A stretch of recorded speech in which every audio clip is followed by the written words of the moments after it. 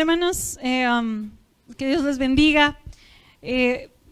Ciertamente ya habló el hermano Juan para hablar de los temas de Expo Luz y Sal. Quizás en avisos estaré ahondando un poquito en lo sucedido, pero quiero públicamente dar gracias a todos por su servicio, por su ánimo, por su oración, quien estuvo detrás, por quien intentó estar y no pudo. Gracias. Estamos expectantes de lo que Dios hizo, pero también de las respuestas que Dios ha de obrar a través de el evento de ayer. Y bueno, hermanos, vamos a abrir nuestra Biblia en el Evangelio de Mateo. Estamos en Mateo, seguimos hablando del reino. Y hoy es un tema, hermanos, donde de pronto hablar del reino de Dios es bonito porque nos habla del amor, nos habla de la empatía, nos habla del servicio, nos habla de muchas cosas que Jesús vino a proponer en su reino. Pero también, hermanos, el reino de Dios, de pronto también encontramos a un Jesús que se detiene en seco y te dice, oye, también tenemos que hablar de esto. Tenemos que hablar de tu vida, tenemos que hablar de prioridades, tenemos que hablar de costos, tenemos que hablar. Jesús mismo en otro pasaje dijo, ¿quién de ustedes no se sienta a ver cuánto va a gastar si quiere agrandar su casa? Y si se da cuenta que está muy cara, dice, mejor me quedo con el cuartito que tengo. Y dice, algo parecido es seguir a Cristo o seguirme a mí. Tenemos que hablar de costos y tenemos que hablar de cosas que también son parte del reino de Dios. Y me encanta porque Jesús nunca nos engañó. Jesús nunca fue alguien que dijera, esta parte no es tan importante. A veces las iglesias sí, a veces las iglesias no nos gusta hablar de un precio importante, pero Jesús sí lo hizo. Y vamos a hablar en Lucas 16, versículo 21. Mateo 16, gracias, versículo 21. Y dice, ahí está. Dice así, desde entonces Jesús comenzó a explicar a sus discípulos que él debía ir a Jerusalén y padecer mucho a manos de los ancianos, de los principales sacerdotes y de los escribas, y morir y resucitar al tercer día. Pedro lo llevó aparte y comenzó a reconvenirlo. Señor, ten compasión de ti mismo, que esto jamás te suceda. Pero él se volvió y le dijo a Pedro, aléjate de mi vista, Satanás, me eres un tropiezo. Tú no piensas en las cosas de Dios, sino en cuestiones humanas. A sus discípulos Jesús les dijo, si alguno quiere seguirme, niéguese a sí mismo, tome su cruz y sígame. Porque todo el que quiera salvar su vida la perderá, y todo el que pierda su vida por causa de mí la hallará. Porque ¿de qué le sirve a uno ganarse todo el mundo si pierde su alma? ¿O qué puede dar uno a cambio de su alma? Vamos a dejarlo hasta ahí. Hermanos, Jesús venía hablando y esta pequeña reflexión que hoy vamos a hablar, la titulé Cara o Cruz, porque me imagino a Jesús dando dos opciones. Entiendo que hablar de cara o cruz es una cuestión al azar, ¿verdad? Pero yo pensando en Jesús cuando nos habla de tomar una decisión, imagino como esta propuesta de decir, ¿qué vas a elegir? ¿Cara o cruz? Y justo ese es el título de este sermón. Y nos encontramos en este momento donde Jesús empieza a decir, ¿saben qué? Voy a morir. Y no va a ser la muerte más bonita ni la más noble. Y voy a resucitar. Y muchas cosas no entendían, pero si algo les quedó claro es que quedaba poco tiempo para que Jesús siguiera con ellos y había de morir. Y es que Jesús quería desterrar definitivamente la idea de que los discípulos tenían sobre el reino. Jesús quería poner de lado lo que lo que ellos pensaban de que el reino de Dios era que Jesús iba a venir con espada y acabar con el imperio romano. Y Jesús dijo, ¿qué creen? Voy a morir. Y dice la Biblia que Pedro, el buen Pedro, que ya lo conocemos medio bien, lo agarra a Jesús y así como que no, Jesús, no hagas eso, quiérete poquito, casi le dice, ¿no? O sea, no me digas eso. Es más, en griego es como Dios no lo permita, o sea, Dios no permita que eso te pase.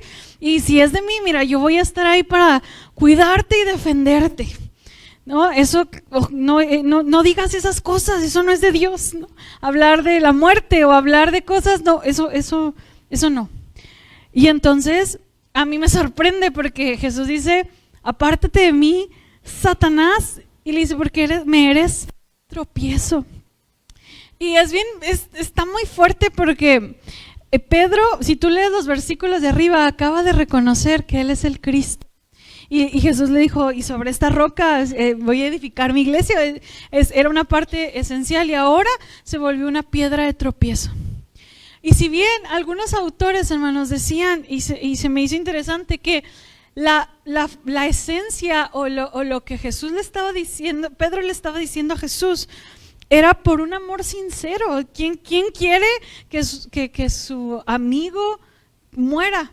¿Quién anhela eso, verdad? ¿O quién se lo desea a su amigo? Pedro seguramente tenía un sentimiento real acerca de, yo no quiero que te pase eso.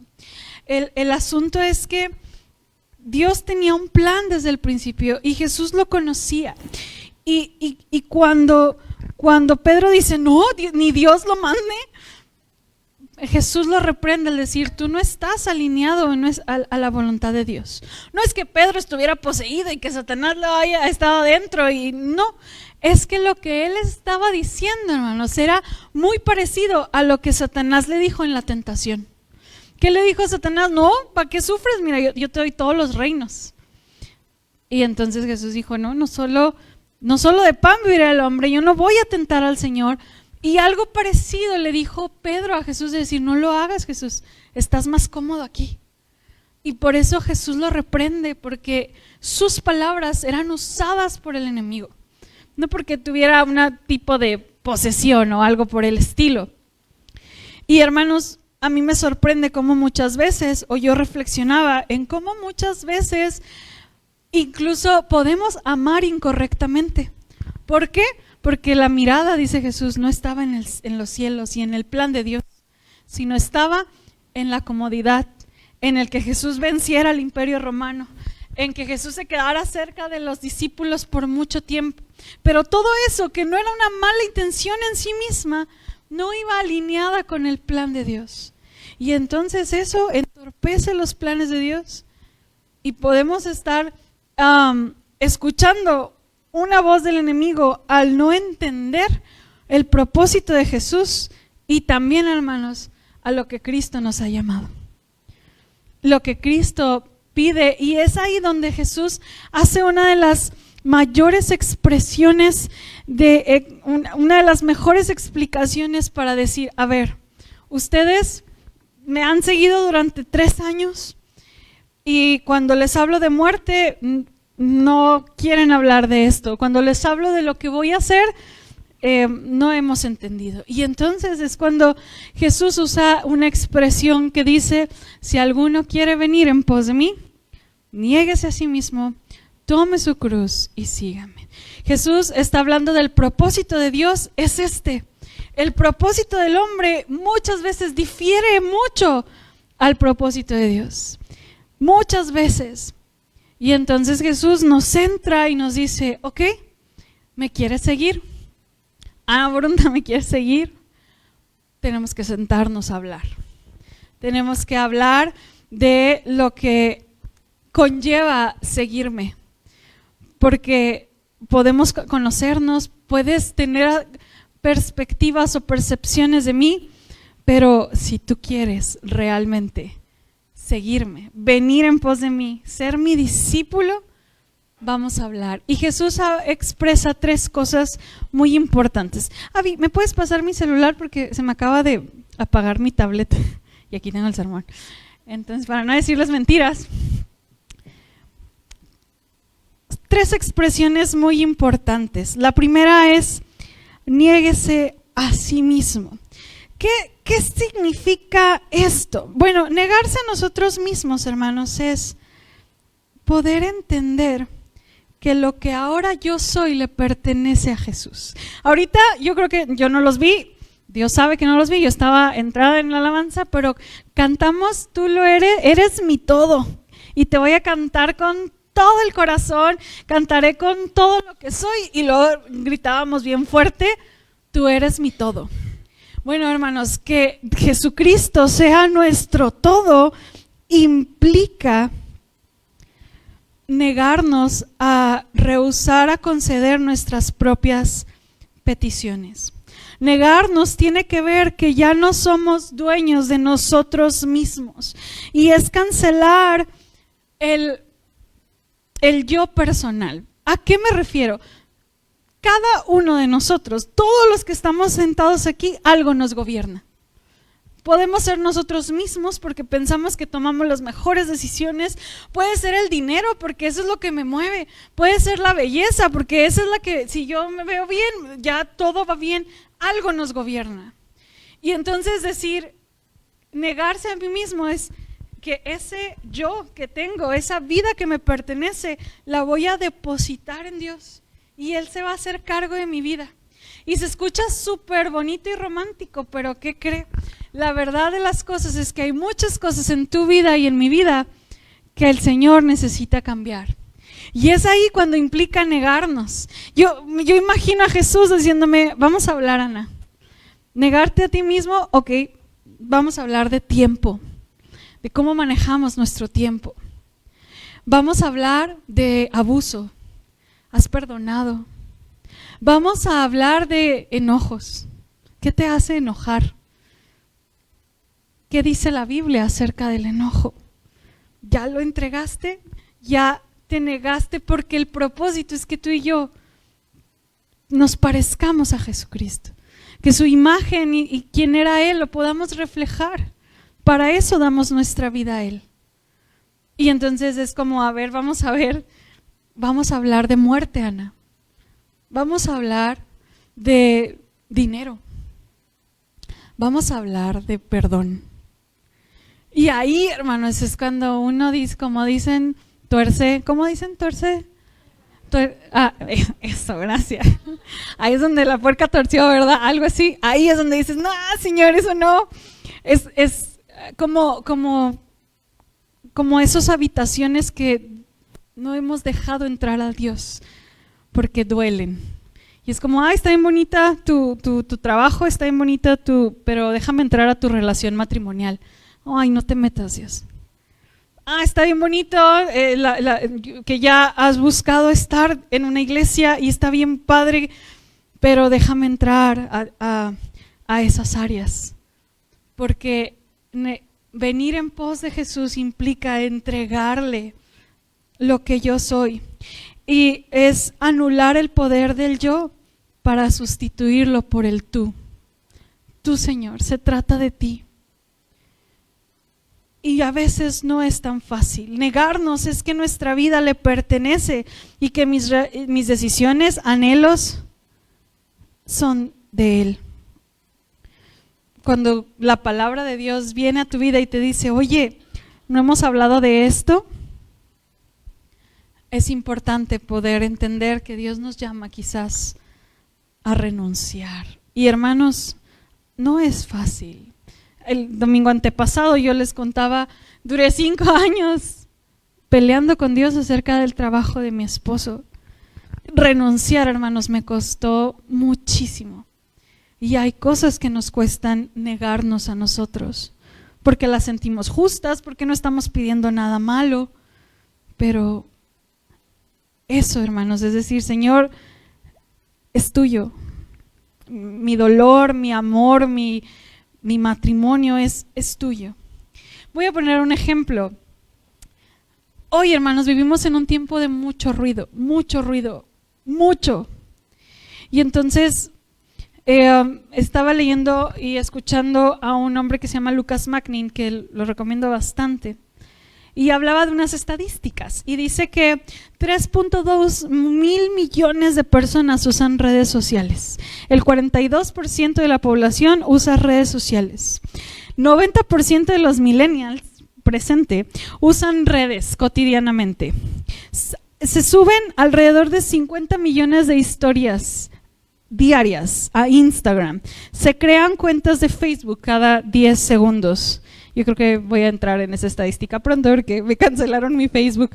Hay 5 mil millones de vistas diarias en YouTube. Y ahí van las estadísticas personales.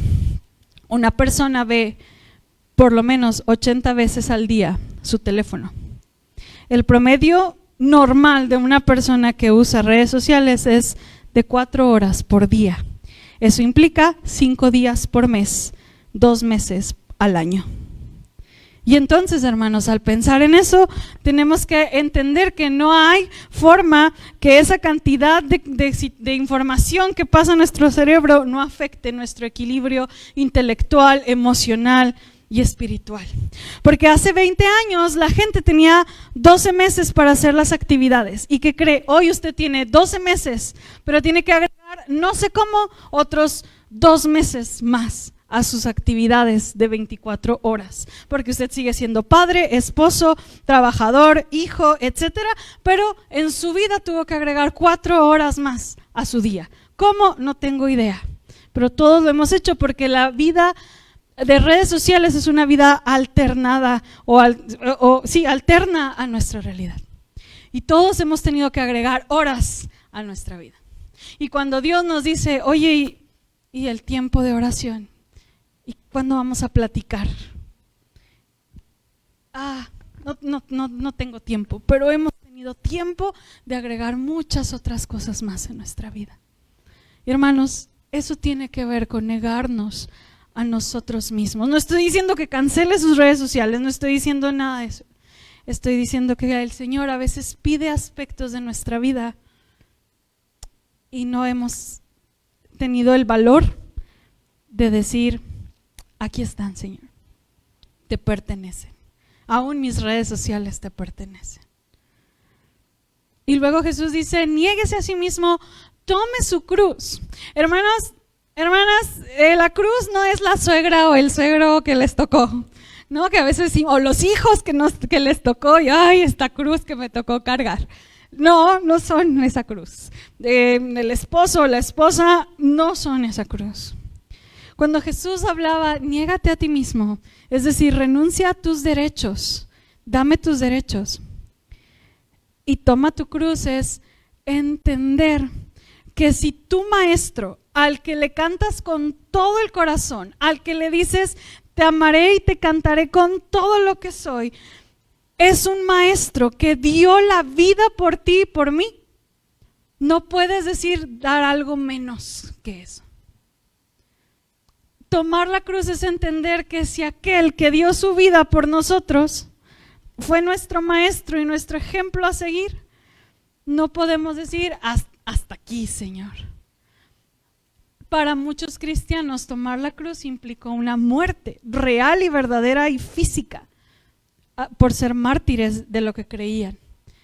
Tomar la cruz quizás hoy contigo y conmigo es identificarnos con Cristo en un rechazo, quizás también en sufrimiento.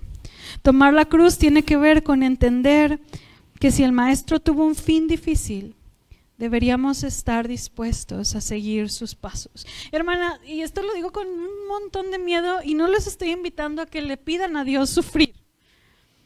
Estoy invitando a que conozcamos la implicación de venir en pos de Jesús.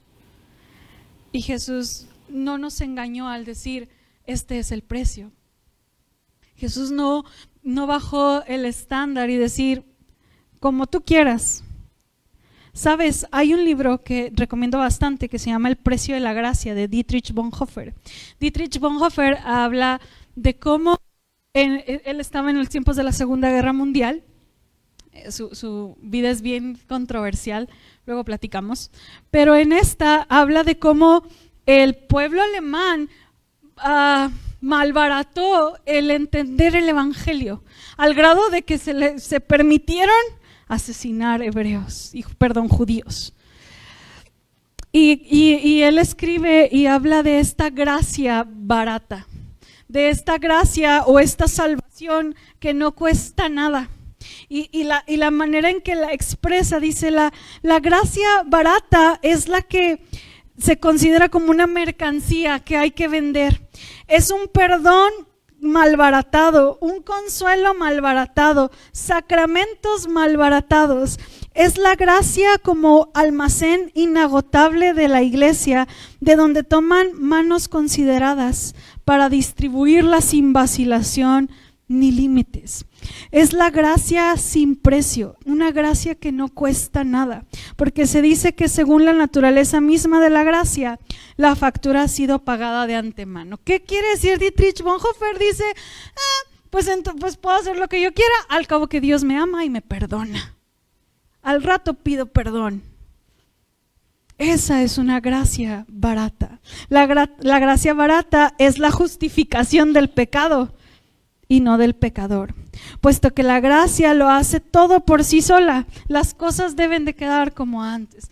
Al cabo que Dios me ama y me perdona, y entonces no hay un costo que pagar.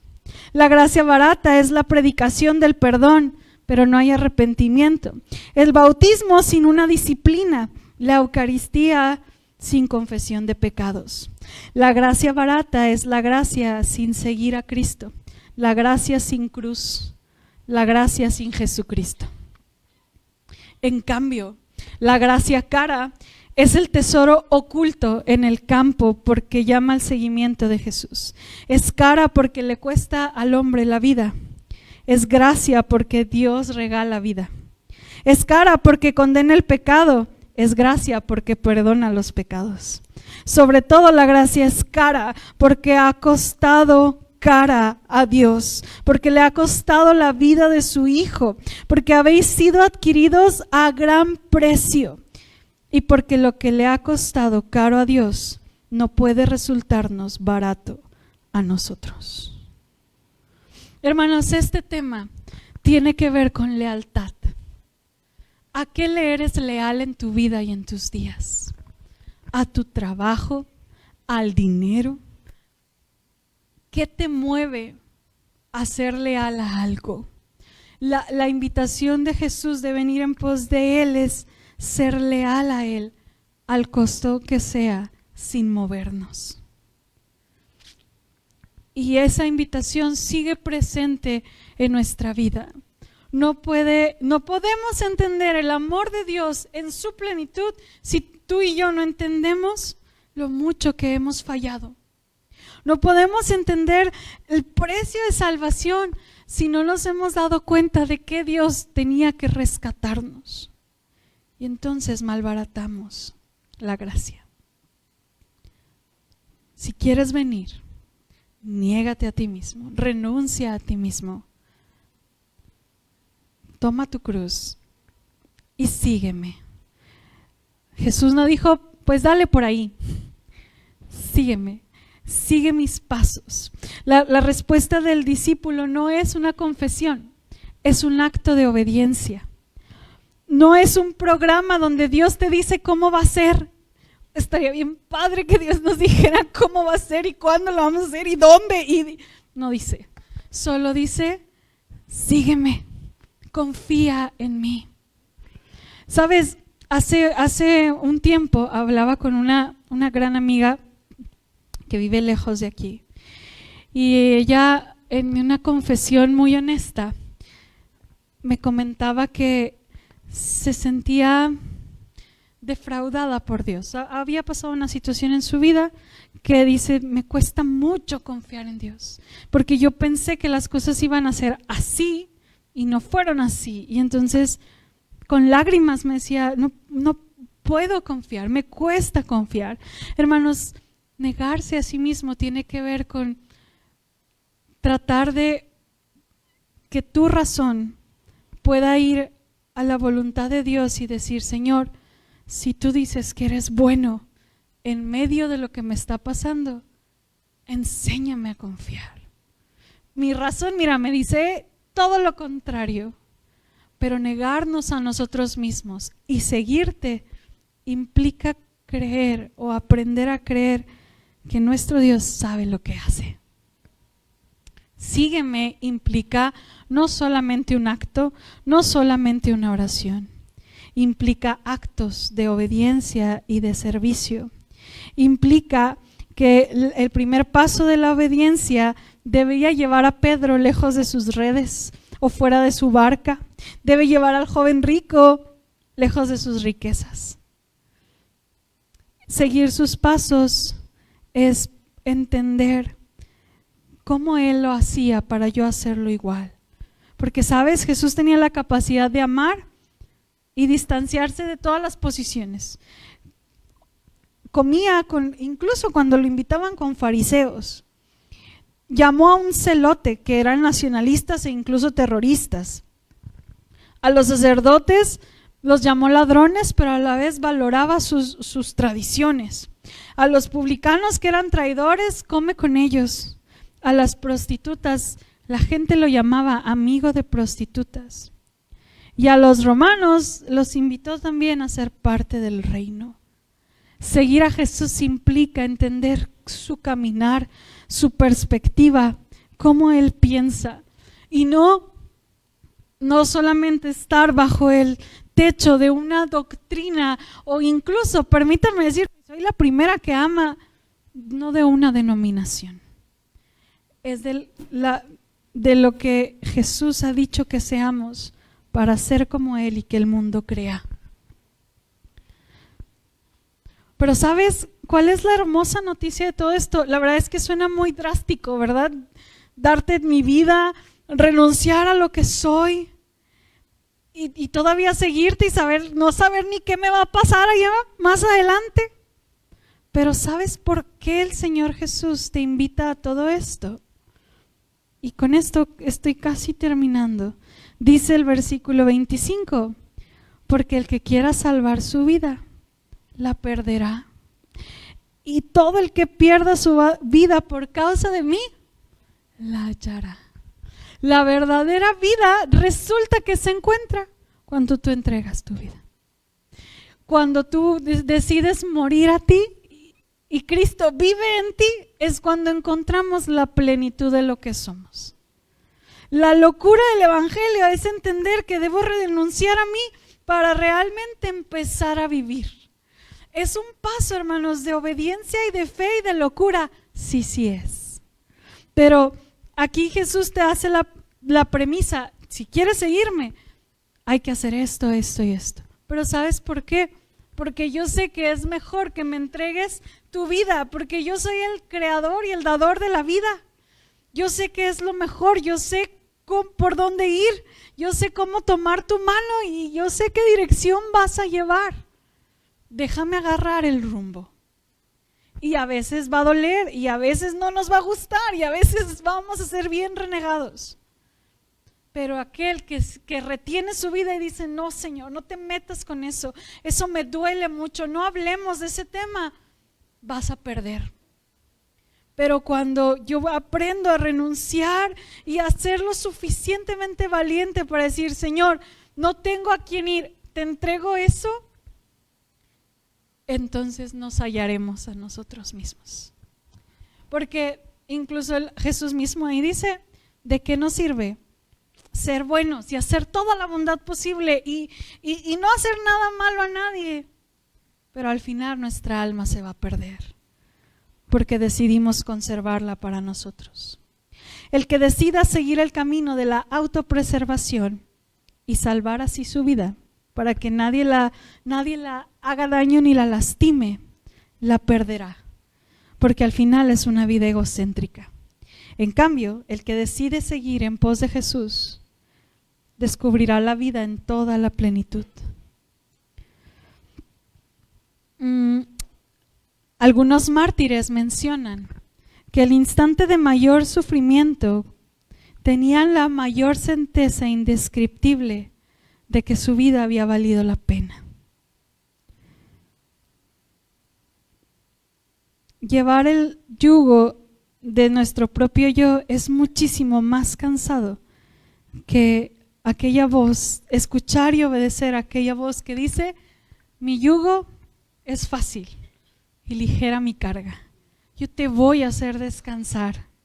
La ironía de entregarle la vida a Cristo, hermanos, es que la vida que Él ofrece será la verdadera vida que estábamos esperando vivir. Será la plenitud que estábamos esperando encontrar. Será la esperanza que tu corazón anhela encontrar en una pareja, en tus hijos, en el dinero, en la estabilidad. Y resulta que todo eso se va a ir. Pero Jesús viene a quedarse para siempre con nosotros. Así que, amada iglesia, Jesús es amor. Jesús perdona, sana, regaña al fariseo, pero también llega y pega en el corazón y dice: el que quiere venir en pos de mí, niéguese a sí mismo, tome su cruz y sígame.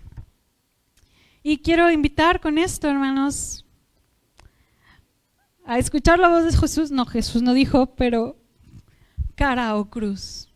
Cara representando nosotros, nuestro ego, nuestra vida, nuestros planes. O a Jesús diciendo cruz. ¿Qué vas a escoger? Si Jesús llega con nosotros hoy y nos dice cara o cruz, ¿cuál es la opción? Y esto no es al azar, pero representa las dos monedas de nuestra vida. O Cristo o tú, a tu imagen. Con esto en mente, quiero pedirte que abras el Salmo 51 en tu Biblia.